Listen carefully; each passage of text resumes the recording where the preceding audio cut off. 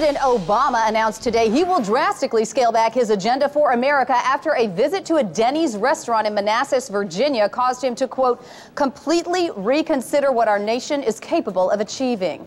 In a press conference this afternoon, the president said, quote, what I saw at Denny's made me realize how much I have overestimated the American people. Before we reclaim global leadership, we must first stop eating 6 sausages and a pound of eggs covered in syrup for breakfast, and we must stop leaving the house in sweatpants. For more, let's go to Onion News Network Washington correspondent Jane Carmichael, who was traveling with the president this morning. Thanks, Andrea.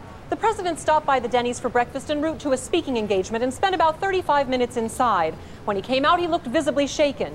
I spoke to several Denny's customers and employees who witnessed the president's visit. Well, I told him I had no job, and he asked where I've been looking for one.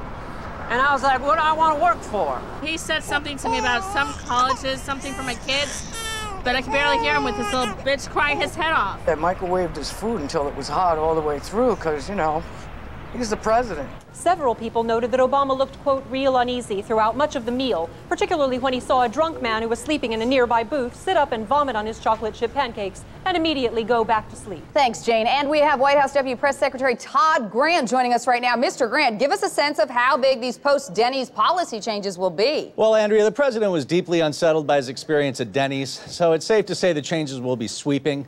They're all laid out in his new Realistic Hope for America plan. Right, I can and it see basically that. replaces the president's previous agenda with goals he now thinks are more within the grasp of the American public, such as not slapping your children in public, not calling your waitress a cunt, and not smoking while eating your moons over my hammy. Now, surely he's going to face strong criticism for abandoning his previous plans, for example, on the environment. Andrea, I was with the president when he went inside the Denny's.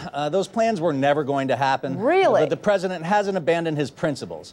It's true that he's no longer calling for 1 million hybrid cars by 2015. Right, I can see but that. he is calling on Americans to think about walking to the liquor store down the block instead of driving. We believe America can do it. Right. And we're also encouraging Americans to quit meth and stop getting Tweety Bird tattoos. So big picture, Mr. Grant, what does this mean for the long-term goals of the Obama presidency? Well, it's certainly not to make America a world leader in anything anymore. Interesting. But we hope to inspire all of America to band together and make our nation a little bit less of an embarrassing, disgusting shithole. Okay, well, that makes sense. Mr. Grant, thank you so much for being with us. Thanks, Andrea. Moving on, a study shows that by 2025, American children will be too obese to ride hoverboards.